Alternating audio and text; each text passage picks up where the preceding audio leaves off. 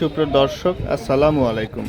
মাদ্রাসার ছাত্ররা কত সুন্দর করে পুকুরের শ্যাওলাগুলো পরিষ্কার করছে সেটি দেখে আমার ভালো লাগে, আর এ কারণে এই ভিডিওটি আপনাদের মাঝে শেয়ার করছি।